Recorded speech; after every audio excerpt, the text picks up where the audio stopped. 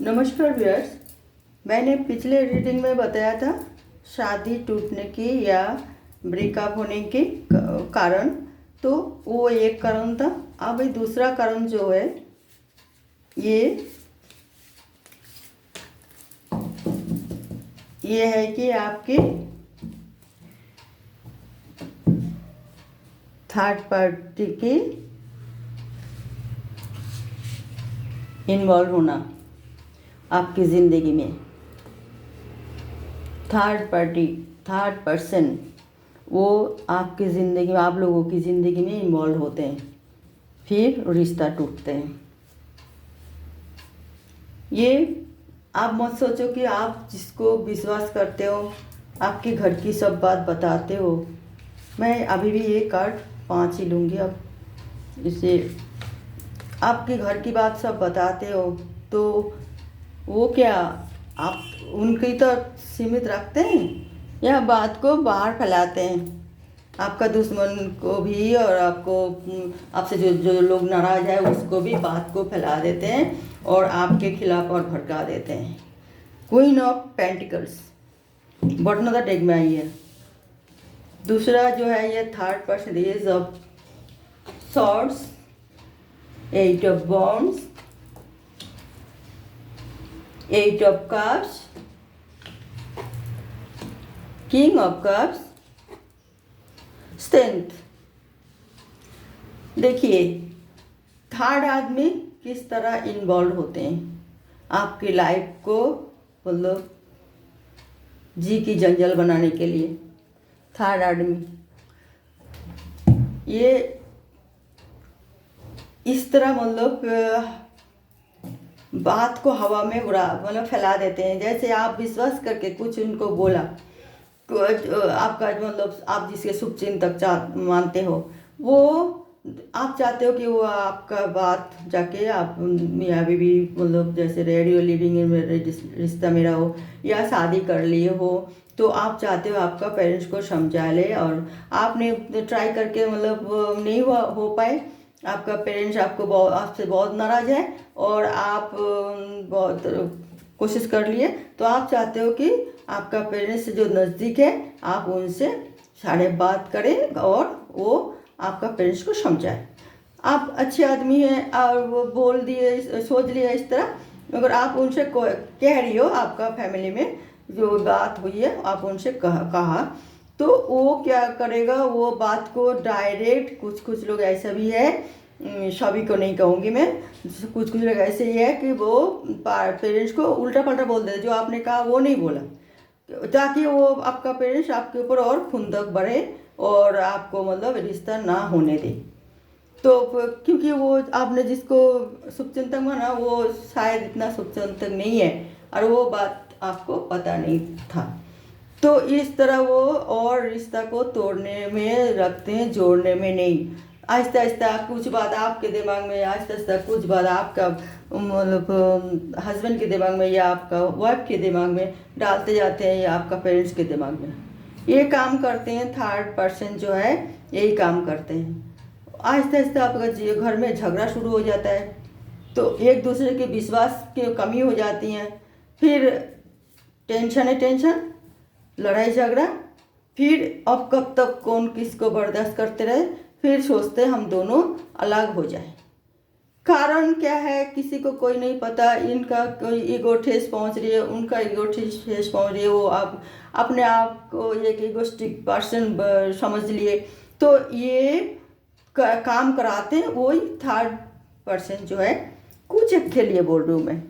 तो ये कारण होती है फिर आपका रिश्ता डाउन होना। कोई ना पेंटिकल्स, कोई तो ये भी होते हैं जो आपको कोई चाहते थे पहले, आपको बताया नहीं, और चाहे वो मेल हो चाहे फीमेल हो, दोनों के लिए बोल रही हूँ, और वो देख लिया कि आप किसी और से प्यार करने लगे या लिविंग में रहने लगे या शादी कर लिए, तो उसको जेलेसी, वो चाहे मेल हो चाहे फीमेल हो, वो चाहते हैं हम इसको रिश्ता तो बनने ही दे देंगे, जब वो हमारी नहीं हुई तो हम उनका क्यों है।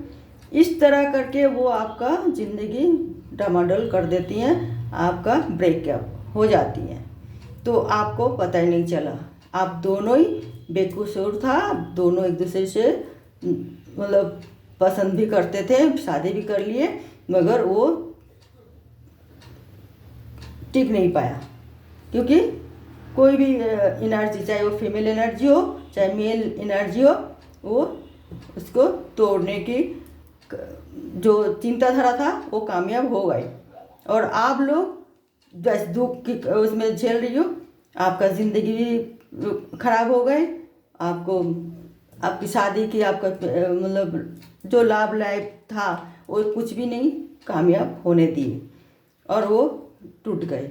तो इसीलिए हम बोल रहे हैं, जब भी आप लोग ये इस तरह कदम उठाते हैं तो बहुत कम बाहर वाले को विश्वास करें, क्योंकि वो फिर आपका खुशी किसी की मतलब हजम नहीं होती। तो आप ना बताएं, बस ठीक है मुलाकात हुई है तो आप चल दिए अपने हाथ दुआ सलाम करें, बस चल दिए, ठीक है हम ठीक है, बस इतना ही।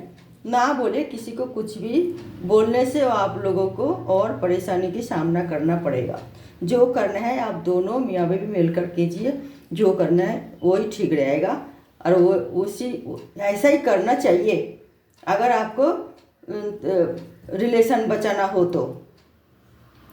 और आप सोचते हो कि सिर्फ थर्ड आदमी बाहर वाले, अरे ना, दोनों फैमिली की भी मेंबर जो होती है वो भी कम नहीं जाते, कि कुछ एक के लिए मैं बोल रहा हूँ, वो भी कम नहीं जाते हैं एक दूसरे को लड़ाने झगड़ने में। जो आप लोगों को शांति से रहना देना वो भी नहीं चाहते, क्योंकि आप लोग जो उनका मर्जी के खिलाफ काम किया, कुछ बात आपसे, कुछ बात आपका मिसेस से, कुछ बात आपसे, कुछ बात आपका तो वाइफ से, ये इस तरह वो कह के आपका बिल्कुल जीना हराम कर देते हैं।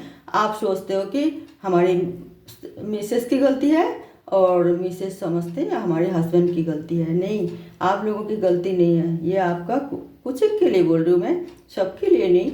वो फैमिली, दोनों फैमिली इस तरह एक दूसरे आप लोगों को नहीं एक साथ रहना देना चाहते हैं, इसलिए वो भी इस तरह करते। तो आपको सबको प्यार से पेश आके उसे समझाना बुझाना है। जो आपका दिल में है वो आप किसी से ना बोले।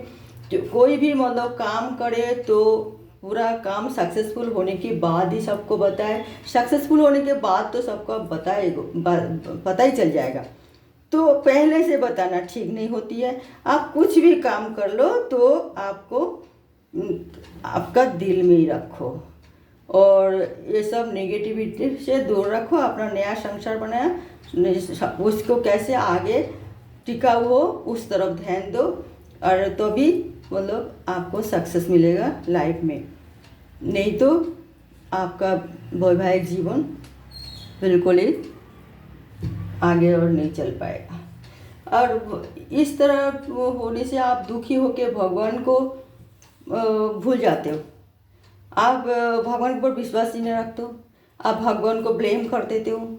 तो आप जो भगवान हमारे लिए क्या है, हमारे नसीब को खराब कर दी, हम इतना पूजा पाठ करते थे या हमारे भाग में थे क्या, हम इस तरह दुख क्यों झेल रही है। तो ये सब नहीं करना चाहिए। भगवान को तो हमेशा उन्हें उनकी फैसला मान के चलना चाहिए कि शायद भगवान जो कर रहे अच्छे के लिए कर रहे, हमारी कोई गलती थी, इसीलिए भगवान इस तरह कर रहे, आंखें मतलब खोलने के लिए इस तरह करे कि तुमने जो कदम उठाया था वो गलत था, तो अब तुम सही ढंग से चलो। जब जीवन शुरू किया तो आप आंखें खोल के चलो। ओके भैया, तो ये कारण होती है आपको ब्रेकअप होने की।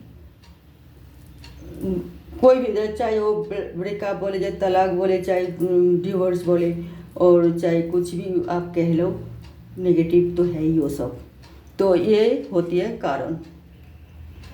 ओके भैया, तो अपना ध्यान रखिए। इस तरह मतलब कदम उठाए तो बहुत ही आपको जैसे ऊपर ऊपर थोड़ी सी खुशी लगते हैं, मगर नहीं, आप बिल्कुल कांटे की ताज में सिर पे लेके बैठी हुई हो। तो वो आपको राजा महसूस कर रहे होंगे, मगर वो कांटा जो जब चुभते रहते हैं, चुभेगा तो आपको कितना यंत्रणा होगा, कितना दुख तकलीफ होगी, वो आप सोच भी नहीं सकते। तभी तो लोग कहते हैं ये शादी के लड्डू ना खाए तो पछता है और खाए तो भी पछता है। कारण यही है। तो जिंदगी जीने के बाद जो आप बैचलर थे, जिंदगी जी रहे थे बैचलर जिंदगी, तो वो नहीं रहेगा। क्योंकि आप शादी हो गए, आपका जिम्मेदारी 1000 गुण बढ़ गया। जिम्मेदारी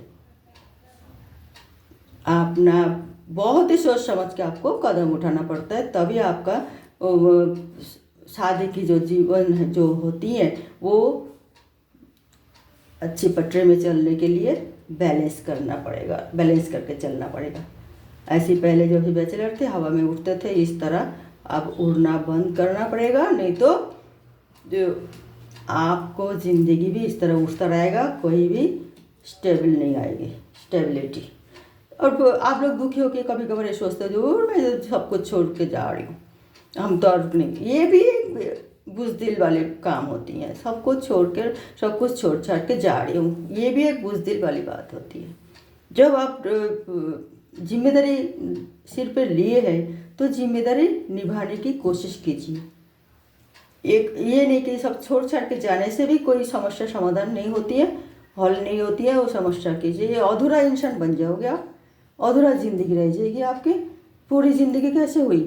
तो आप एक जिम्मेदारी लिए और वो जिम्मेदारी निभा नहीं पाए और सब छोड़ छाड़ के चल दिए, तो भगवान भी आपसे रूठ जाती हैं।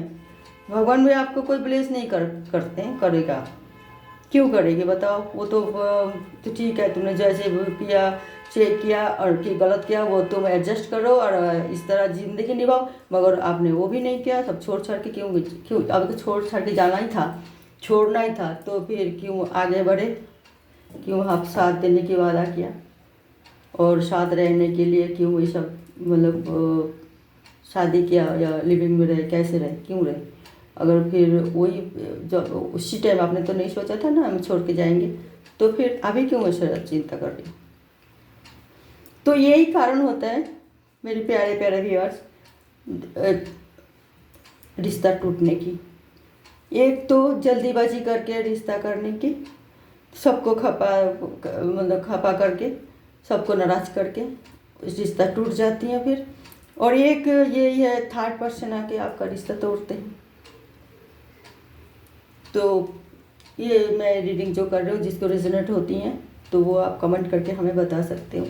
ओके व्यूअर्स, नेक्स्ट टॉपिक में मैं इसी सिलसिला में कोई और एक बात लेके आ रही हूँ, तो देखते रहना। नेक्स्ट टॉपिक देखना भूलना नहीं। नेक्स्ट जो टॉपिक है वो बिल्कुल ही यही लव रिलेशन के लिए है, और ये देखना बिल्कुल नहीं भूलना।